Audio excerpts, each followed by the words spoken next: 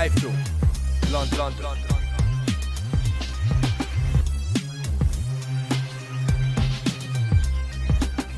iFILM, London. Right, Ken, I'm sure you'll agree that excuse me, Tommy gave a good performance tonight. A lot of people written him off before the fight, and just shows that the excuse me, the experience he's picked up sparring with some of the best light heavyweights and cruiserweights in the world paid off in there tonight. Well, Nathan done a really good job as far as obviously as the judges scored the fight. Can't get any better than that. It's a great homecoming for him in front of a packed out house, and I suppose we'll be talking the next couple of days to see his next date and who he'll be fighting. And Tommy said he'd like to fight Enzo Maccarinelli. Maybe we'll do that. That's another fight, maybe bring him back to do it. But he'd be welcome any time. Pat, his father Tommy, fabulous professionals. Really enjoyed working with them, and hats off to them. And to say, this is the good face of boxing. This is what it should be all about. Vince and done a great job with Nathan again. Nathan's coming on in leaps and bounds, and all our attention is going to be focused to April 28th, looking at the Bernard Hopkins Chad Dawson fight, and then we'll be hopefully making a decision about a big fight in the summer. But in the meantime, we're going to be talking in the next few days and looking at for the next day. I've not done anything yet, but we've got the Albert Hall books, Royal Albert Hall books for April. I don't know if Nathan's going to be ready for that or not. We'll talk about it, but I wouldn't mind him being the guy to take boxing back to the Royal Albert Hall. There's been no boxing there, no professional boxing for many, many years. It's probably the best venue in the country, most prestigious venue, and I think that you couldn't get a better name and a better representative of British boxing than Nathan to showcase professional boxing back there again. But we'll sort that out in the next few days. Anyway, all the guys are here. I'm sure you've got some questions, so please feel free to ask them. So Frank, what date in April have you got it booked for? 28th. Would you be happy It's to, the same night as Hopkins fight. Nathan, would you be happy to box again in April? Yeah, I suppose so. Good 12 rounder under my belt now. Wasn't a brutal fight tonight. You know, it was a good boxing match. So yeah, I'll be fine for April. I'll be good. You know, keep active, and it won't hurt as well. A few more fights as world champion, gain experience as world champion is good. And fights like Tommy Karpency, excellent fights at world level, and I think Tommy showed tonight, you know, he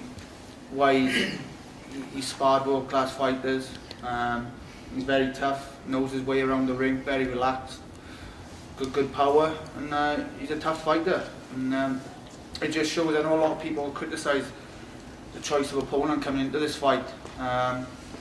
But the thing was, I've moved through the British scene with ease, really. I was still in university when I was knocking the British guys out, British title level, Commonwealth title level, and European level. So it just shows at world level you can't take anyone for granted, and Tommy showed that tonight. Very tough. And if I took my eye off the game, you know, someone like Tommy can punish you. So it's important that I kept my eye on the game, and at this level it's crucial. So, Nathan, in terms of as an opponent, Tommy Karpency, he took a lot of tough shots in the ring. Yeah. And I think a lot of people will give him credit. Where do you rate him on your list of people that you fought? Do you put him up there as a tough guy? Yeah, probably the toughest. Yeah. You know, over the 12-round distance, because there's a lot of fighters tough over the first 6 rounds, past the net, you know, into the championship rounds. Yeah. They wilt, you know, they fold. Tommy showed he's a 12-round fighter, and that's why at world level that's the difference. You know, it's easy to criticise people, but when you're a 12-round fighter, it makes a difference, and Tommy's a 12-round fighter. He showed that. He's tough, he's got a good punch, and like I said, if there was someone on the British scene at the moment, I'd take him out before 12 rounds. But he showed on the world scene it's different. You've got to actually work hard for your victory, and that's what it's like at world title level. And it's tough, but I enjoyed it. I think won every round, and just pleased with the homecoming. That was the important thing for this night, was the homecoming, bringing world title boxing back to Wales. It was a special occasion. Tommy, if I could just ask, just quickly, have you enjoyed your experience in Wales in the fight with Nathan? Did you? Absolutely. My experience here I've traveled to a few different places, and this is definitely I've been absolutely well received here. Of course, I actually enjoyed walking to the ring to hear, the Welsh crowd cheering for Nathan and everything. It's a great experience, and I'd love to come back here and fight again. It's a great fight community here, and the fans are into the fight, and they also seem to be knowledgeable as well. So and they have a great champion, and I was highly impressed with Nathan as well. It's been a great experience all around. Enzo Macronelli, maybe. Yeah, maybe. Well, it's up to the boss here, Yeah. Nathan, have you got any opponents in mind for it? Is there any names being discussed or anyone you'd like to take on? There'll have to be somebody out the ratings that we'll look at. See Whoever, mate. To be honest, just important that as world champion now we get good quality fights, a world ranked opponent, just to keep my progression going as world champion, ready for the step up to the unification fight. So there'll be someone world ranked. In terms of unification, is Hopkins, the way you've spoken before, it does seem like that's your target, but you're quite open to... Yeah, well, obviously they're the elite guys in the division. Hopkins and Dawson, they are number ones in the division.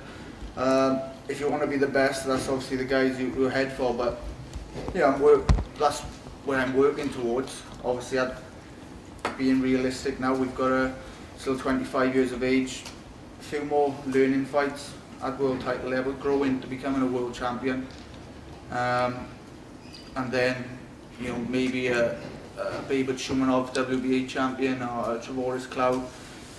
Those will be real tests, but tests that will prove, am I ready for to be unified champion or not? And I'm looking forward to the challenge. You think you'll be ready by the summer? Is that the aim? Yeah, I would think so. Yeah, I would think so.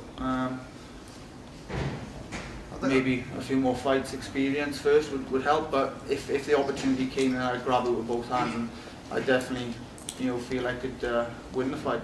Can I ask both Frank and Nathan, you're talking about the unification fight, and obviously Chad Dawson and Bernard Hopkins fighting on the same night as you potentially. Would you be particularly bothered if Hopkins were to lose that fight? Would you still be interested in him as an opponent? For me, it's all about the opponents that how I see the fight. I think that the best fight for Nathan is Hopkins. I think Hopkins has got a tough fight tonight. I've got a feeling that Dawson will upset the odds, or maybe not upset the odds. I'm not sure what the betting is on it, but I think that Dawson is going to give him a lot of problems. And but I would prefer Hopkins. I think it's from a point of view that he's a big name. He had a great fight with Joe Kawasaki, and if we brought him here and we did that show at the at Cardiff or the Millennium, it would be great. It'd be a great atmosphere. It would be another 50,000 crowd watching him. So in that sense, it wouldn't bother you if he didn't necessarily have the title coming here?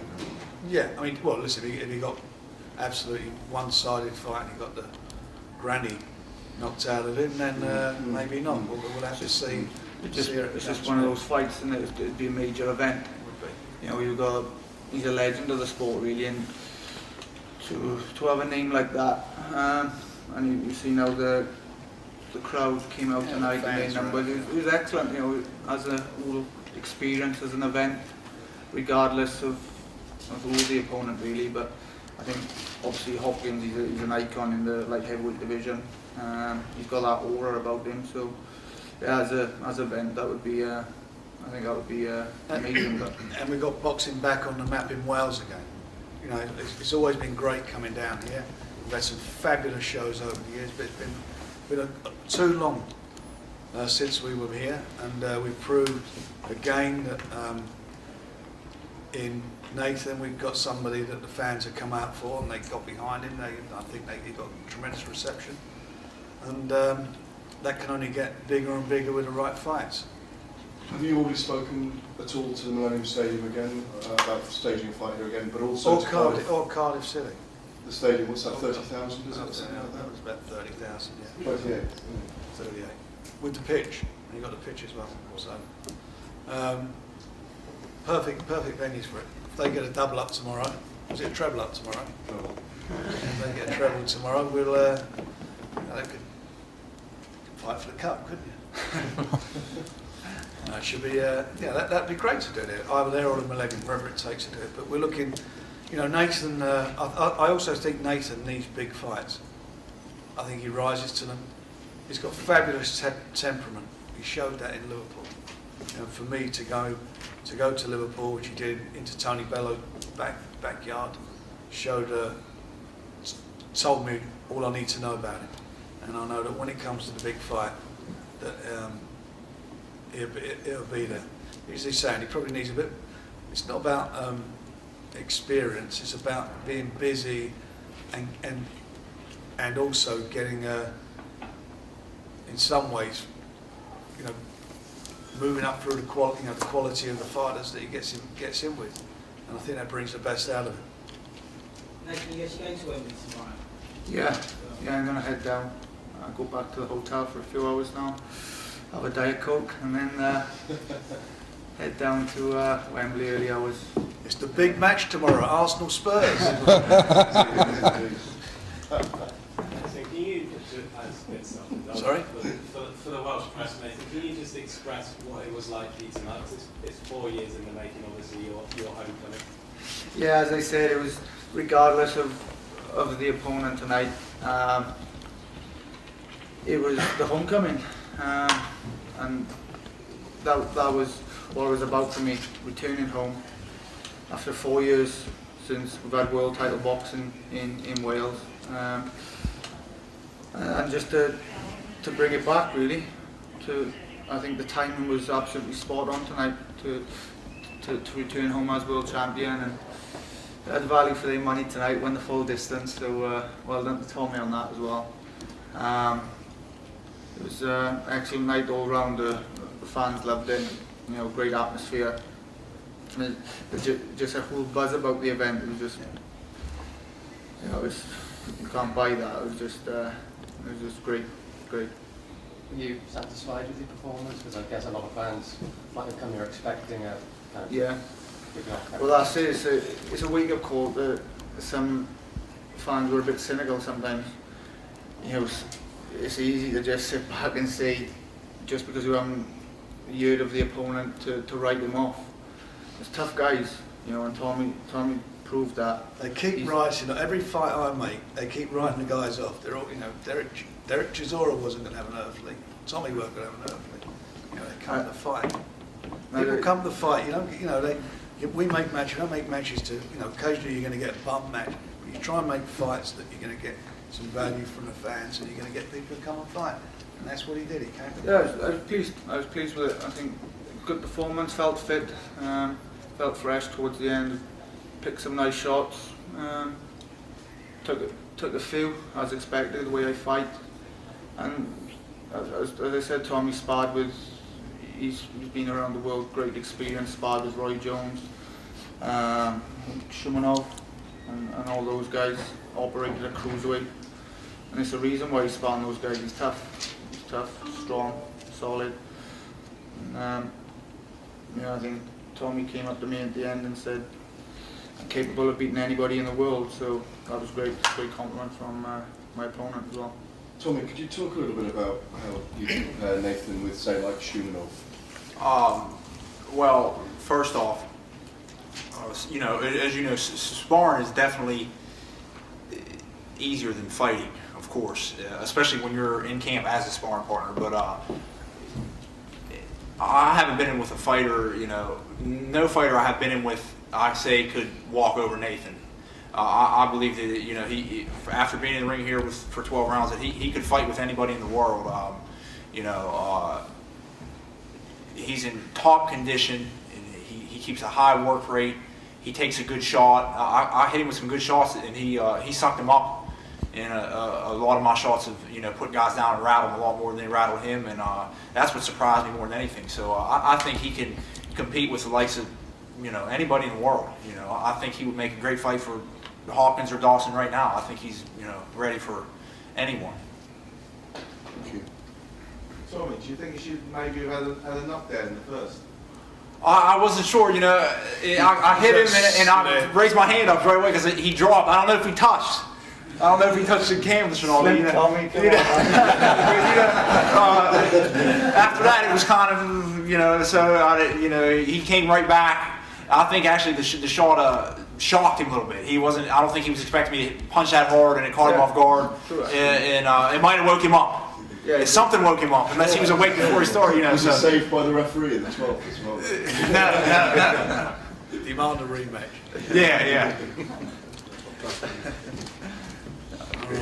All right. He's a good puncher. He's a good puncher, as I said. All the guys I fought, he's probably, I'd say, and I fought and sparred some big punchers. I fought world-class punchers at cruiserweight. He's probably the hardest, actually. Probably one of the hardest punchers I've sparred or fought. So he landed a few in the first round, and I thought, I've got to tighten up here because, as I said, that's why it's great to have these fights, good learning fights. And he's excellent time. A good pick by Frank, Yeah, excellent choice of opponent. Once again. That'll take me to that next level again. So, well done to everybody who staged the event and everyone involved, really. Great night. Oh, we're all done, fellas. Sorry, Frank, what's the plan with Frankie Gavin after? What's the plan with Frankie Gavin? He's been told he's still on report, and we'll see. He's got to keep himself in shape, and he'll be out of game in about 5 weeks' time. Now, I think him and his young lady got a baby due next week. It's a bit of time out, but he's not to get out of shape and focus on what he's doing. Is that Wolverhampton show you looked at? I'd like to get him to fight the French guy that he's supposed to fought last time, or maybe a rematch with Curtis. Are we all done? Thank you. Lovely. Thanks for all your help. iFILM, London.